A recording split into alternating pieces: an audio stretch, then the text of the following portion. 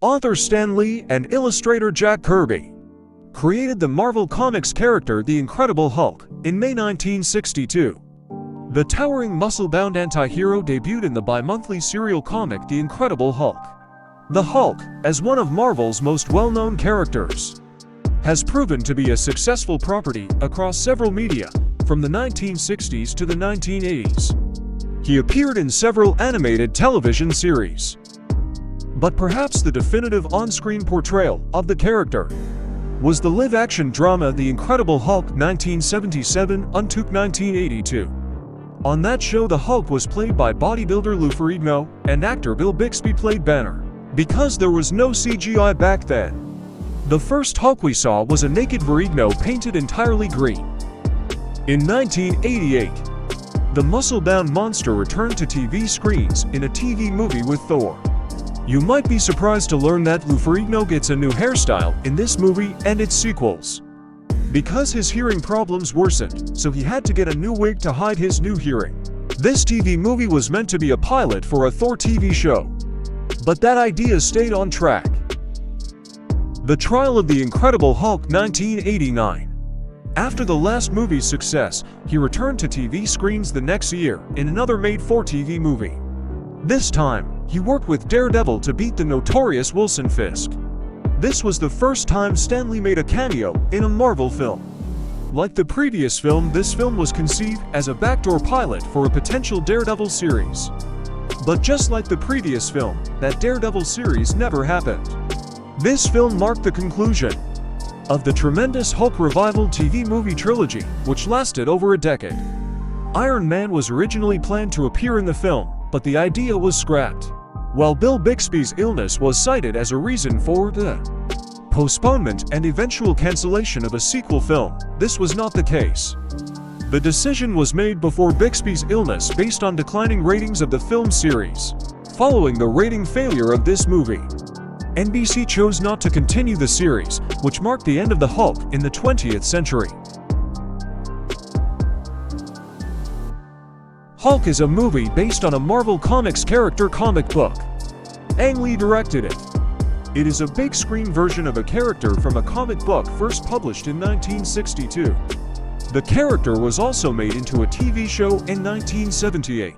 The movie got mixed reviews from critics and fans, and it didn't do as well at the box office as was planned, mostly because of how much it cost to make. Ang Lee's past work showed he was good at mixing drama and action. Marvel fans wanted to see Hulk smash up the big screen more than anything else. The trailer gave the impression that this is exactly what we would get. It wasn't, though. The Incredible Hulk was the first installment of the Hulk's journey in the Marvel Cinematic Universe and the second film in the overall franchise, and stars Edward Norton as Bruce Banner. The movie ends with Banner alone in a cabin meditating. But unlike at the beginning when he was attempting to stop the Hulk from appearing, he is now attempting to control him. The green Hulk color and a smirk indicating his first step toward controlling the creature, establishing the stage for his next narrative in the Avengers.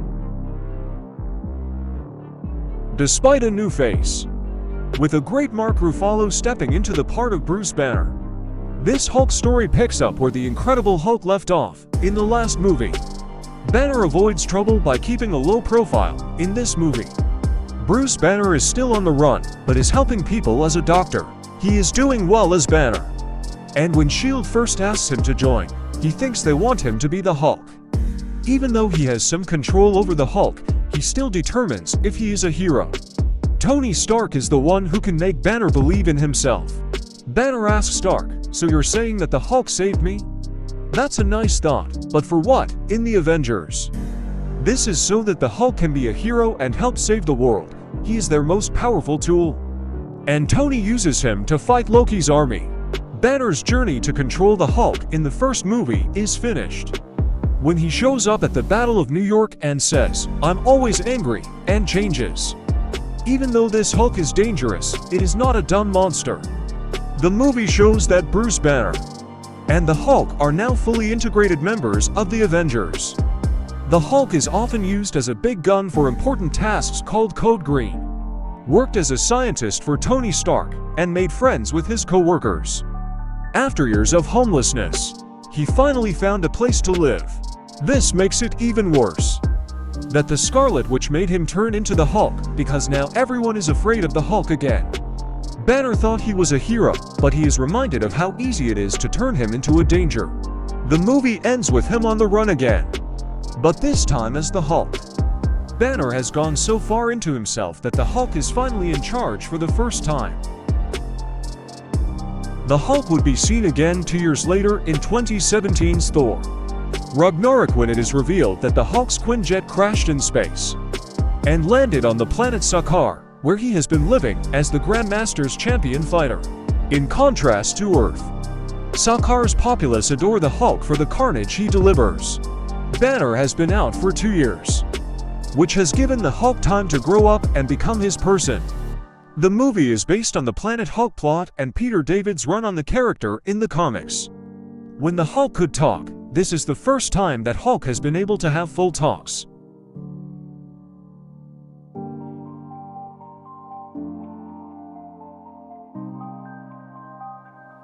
The Hulk was established as the team's trump card in the previous 2 films, as Loki says in Avengers: Infinity War, when he says, "We have a Hulk."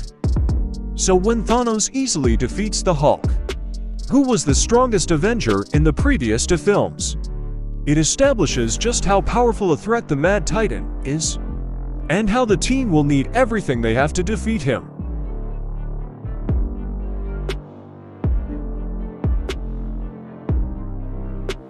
Banner and the Hulk show up the least in Avengers: Infinity War, other than in small cameos, but that's the point.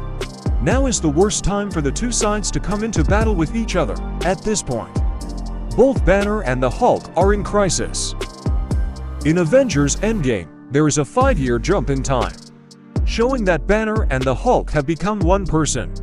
The 2 sides are no longer at odds with each other. Instead, they have become one combined force, combining the best of both worlds by combining Banner's intelligence with Hulk's strength.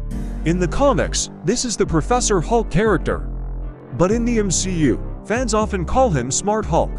Smart Hulk was supposed to show up in Avengers: Infinity War during the fight in Wakanda, but he wasn't included because it would have taken away from the sense of doom needed for the movie's last act. Moving the Smart Hulk reveal to Avengers Endgame is a good idea for multiple reasons. For one, it gives the audience a great chance to see how much has changed in the 5 years since Avengers Infinity War. It shows that in the 5 years since Thanos was defeated, and many superheroes disappeared because of his snap, Bruce Banner and the Hulk have stepped up to become real superheroes that the world loves. Since Avengers Endgame, Bruce Banner has been in Shanghai and the Legend of the Ten Rings without being the Hulk. The Hulk will also be in She-Hulk, Attorney at Law. His time as a mindless monster of ruin is over, which is good in many ways. It's the end of Bruce Banner and the Hulk's journey from being at odds with each other to becoming one person. The monster has turned into a superhero, so he no longer has to run away. In the comics and the famous TV show, Banner is cursed to be on the run and go back to how things were before, but in the MCU, Banner can find peace at the end of the story. Thanks for watching. Don't forget to subscribe.